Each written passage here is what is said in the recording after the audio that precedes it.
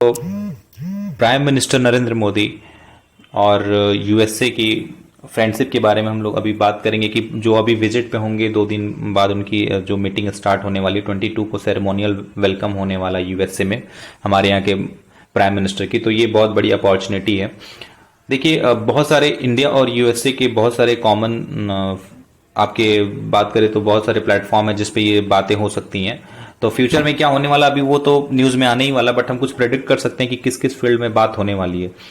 देखिए डिफेंस की फील्ड में हो सकती है, या फिर टेक्नोलॉजी इनोवेशन और ट्रेड कॉमर्स पीस, वो जो हमारे यहाँ पे जो हमारे अगल बगल नेबरिंग कंट्रीज हैं जो वहाँ पे भी इंस्टेबिलिटी चल सकती है उसके बारे में भी बातें हो सकती हैं।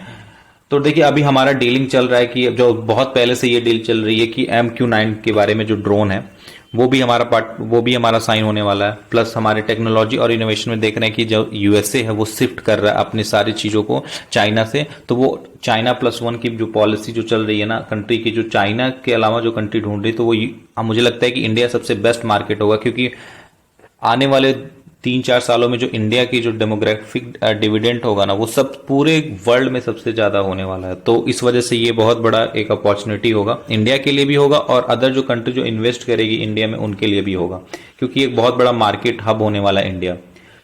और 2022 के बाद से इंडिया की जो पावर है वो थोड़ी सी वर्ल्ड लेवल पे कुछ अलग ही इमेज बन के आ रहा है, क्योंकि इंडिया अपने डिसीजन जो अभी रशियन ऑयल जो इंडिया 37% अपनी क्रूड ऑयल की डिमांड जो है वो पूरी करने वाला है। ये प्रिडिक्ट है कि 2024 या 25 तक। तो अभी भी इंडिया 30% अपनी क्रूड ऑयल की डिमांड जो है वो रशिया से ही कर रहा है।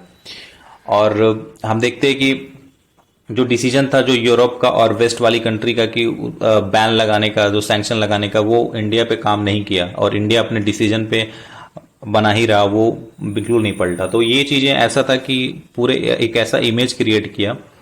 और प्लस चाइना के बारे में हम लोग देख रहे हैं कि जो चाइना की बढ़ती हुई पावर को देख के वेस्ट उसको रोकना चाहता है। इवन जो वेस्ट में यूएसए भी इंक्लूड होता है कि वो जो पावर जो को रोकना चाह रहा है। तो यूएसए हमेशा से एक ऑल्टरनेटिव ढूंढ रहा है कि किसको हम कौन सी ऐसी कंट्री है जो चाइना को टक्कर दे सकती है। तो इंडिया सबसे बेस्ट एक जो प्लेटफॉर्म दिख रहा है यूएसए को। तो इस बारे में भी बात हो सकता है, बायलेटरल टॉक के मुद्दे ये हो सकते हैं। देखिए यूएसए क्या है कि अभी ताइवान का भी मुद्दा उठा रहा है, ताइवान को सपोर्ट दिखा रहा है।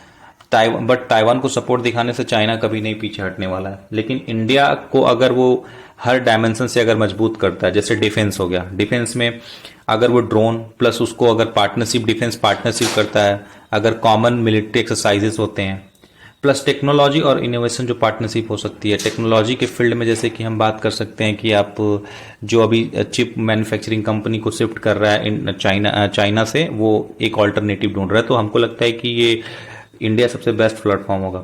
फिर ट्रेड और कॉमर्स की बात करें तो इंडिया जो है एक्सपोर्ट, इंडिया का एक्सपोर्ट सबसे ज़्यादा ये यूएसए में एक्सपोर्ट सबसे ज़्यादा होता है, इंपोर्ट नहीं होता है।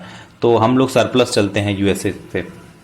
तो ये भी एक क्लॉज है कि और ज़्यादा इसको बढ़ावा दे सकते हैं, क्योंकि हम लोग कुछ ही ऐसे सेक्टर वाइज हम लोग का ट्रेड होता रहता है, तो अलग अलग सेक्टर को हम लोग बढ़ा सकते हैं इसमें, ये भी बात हो सकती है। प्लस जो कनेक्टिविटी है, कनेक्टिविटी को भी इंक्रीज किया जा सकता है। हमारे जैसे कि ग्लोबल साउथ की बात करें तो इंडिया जो है एक लीडर की तरह से निकल के आया है, क्योंकि अभी इंडिया जो है, इंडिया के पास अपॉर्चुनिटी है, क्योंकि अभी इंडिया G20 को भी लीड कर रहा है। इंडिया SCO का भी प्रेसिडेंसी रखा हुआ है। मीटिंग के साथ साथ कुछ चैलेंजेस भी इंडिया को फेस करने पड़ेंगे, क्योंकि इंडिया जो है अभी सबको एक साथ लेके चलता है। तो अगर एक कंट्री के अगर टिल्ट दिखाता है इंडिया, तो फिर अदर कंट्री की राइवलरीज उसको झेलनी पड़ेगी। तो इसलिए इंडिया को हमेशा से, जैसे इंडिया की जो पॉलिसी हमेशा से न्यूट्रल वाली रही है, उसी को ही फॉलो करना पड़ेगा। क्योंकि अभी हम रिसेंटली देखे हैं कि रसिया के भी मामले में इंडिया यूएसए को भी वैसे ही ट्रीट कर रहा था और रसिया को भी वैसे ही ट्रीट कर रहा था, क्योंकि रसिया इस टाइम पे इकोनॉमिकली ऐसी कंसोलिडेट हो चुकी है, क्योंकि सारी वेस्ट की कंट्री जहां से भी ट्रेड रसिया का होता था वो सारी कंट्री से ब्लॉकेज हो चुका है रसिया का। तो रसिया हमेशा से एक ऑल्टरनेटिव ढूंढ रहा है, जो भी कि इंडिया उसके लिए सबसे बेस्ट कंट्री होगा, और यूएसए के लिए भी बेस्ट कंट्री इंडिया ही होगा। तो इन दोनों कंट्री के बीच में कैसे इंडिया अपने आप को न्यूट्रल रख सकता है, वो चीज देखने को मिलेगा कि कैसे इंडिया का डिसीजन जो होगा वो न्यूट्रलिटी को फॉलो करेगा। फिर ऊपर से हम ये देखेंगे कि जैसे चाइना जो है वो चाइना को काउंटर करने का जो स्ट्रेटजी है, क्योंकि चाइना जो है अभी उसका जो वेस्ट की तरफ जो मूवमेंट है, जो कि अभी गल्फ कंट्री के बीच में जो चाइना की जो फ्रेंडशिप है, जो कंट्री के बीच राइवलरीज को अभी वो कंट्री को फ्रेंडशिप में बदल रहा है, ये चीज़ों को यूएसए कभी देख नहीं सकता, क्योंकि यूएसए का इंटरफेरेंस जो था ना उस कंट्री में बहुत था, और अभी उस जगह पे चाइना का इन्वॉल्वमेंट हो रहा है।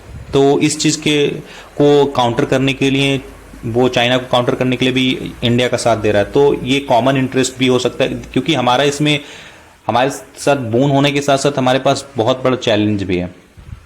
हमको जो भी स्टेप लेना पड़ेगा वो देख के लेना पड़ेगा, बट हमारे डिप्लोमेटिक लीडर ऐसे हैं जो कि ये चीज़ में बहुत माहिर हैं, क्योंकि हमने देखा कि जब रसिया यूक्रेन का वॉर चला था उस टाइम पे भी हम इंडिया जो है कितने अच्छी तरीके से वो सब चीज़ को डील किया।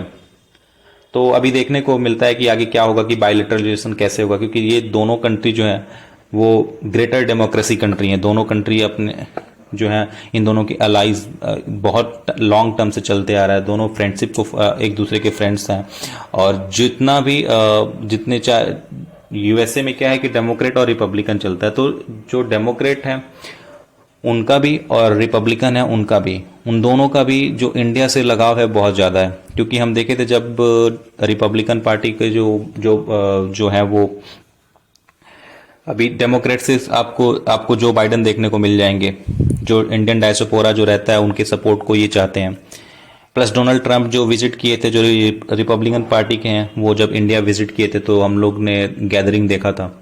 तो इस तरह से जो है ये इंडिया के लिए ये यूएसए इंडिया का एक बहुत बड़ा पार्टनर होगा, और यूएसए बहुत सारा अपॉर्चुनिटी इंडिया के लिए लेके आएगा। और इंडिया के पास भी ये चैलेंजेस होगा, कैसे वो ease of doing business create करेगा, कैसे वो जो रिक्वायरमेंट है जो अल्टरनेटिव का वो कैसे वो पूरा करेगा, ताकि सारी कंट्री इंडिया में इन्वेस्ट करे। प्लस इंडिया जो है न्यूट्रलिटी को कैसे मेंटेन करेगा वेस्ट वर्सेस ईस्ट का। तो इन सब चीज़ों को देखना, हम देखेंगे क्या होगा फ्यूचर में। और इंडियन ओशन में भी इंडिया जो है डोमिनेट करता है, वो कैसे जो साउथ चाइना सी के डोमिनेट जो करता है चाइना, उस चीज़ को कैसे वो टैकल करेगा। तो ये सब बहुत सारी बातें हैं जो आएंगी, ये बहुत सारे चैलेंजेस हैं, बहुत सारे सिचुएशन, बहुत चीज़ें ऐसी हैं जो अपॉर्चुनिटी, ये सब देखने को मिलेंगी जब ये मीटिंग ख़त्म होगा। तो चलिए देखते हैं फिर आगे क्या होता है, जैसे होगा वैसे बात किया जाएगा इस पर। Thank you.